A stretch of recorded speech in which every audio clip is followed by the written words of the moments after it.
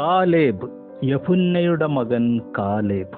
30,00,000 പേർക്ക് ഇല്ലാതിരുന്ന ഒരു പ്രത്യേക സ്വഭാവം ദൈവം സർട്ടിഫിക്കറ്റ് ചെയ്തതാണ്. കാലേബിന് വേറൊരു സ്വഭാവമുള്ളത് കൊണ്ട് അവൻ മരുഭൂമിയിൽ പട്ടുപോകുന്നവരുടെ കൂട്ടത്തിലില്ല, വാഗ്ദത്ത ദേശത്ത് കടക്കുന്നവരുടെ കൂട്ടത്തിലുണ്ടാവും. ഓരോ മനുഷ്യനും ഒരു പ്രത്യേകതയുണ്ട്. ദൈവത്തിന്റെ കഴിവാണ്, അവന്റെ സൃഷ്ടിപ്പിലെ ജ്ഞാനമാണത്, വൈശിഷ്ട്യമാണത്.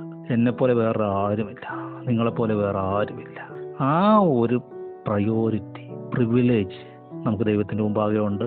അത് തിരിച്ചു വരാൻ, മടങ്ങി വരാൻ, യഥാസ്ഥാനപ്പെടാൻ ആ കഴിവ് ഉപയോഗിക്കണം.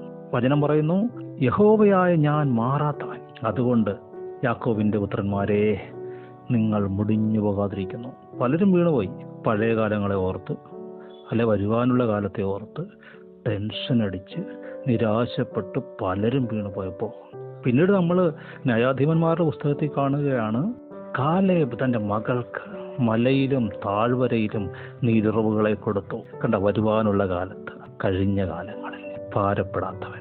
പൂച്ചയെക്കുറിച്ച് പറഞ്ഞ അവൻ എങ്ങനെ വീണാലും നാലുകളെ വീഴുന്നു പറയും.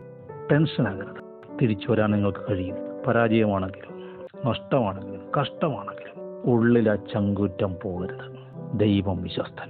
നിങ്ങളെ മാറിയുള്ളൂ, ദൈവം മാറിയിട്ടില്ല, മാറത്തില്ല. അവനിൽ നിങ്ങൾക്ക് എന്നും ഒരു വാതിൽ തുറന്നു കിടപ്പുണ്ട്.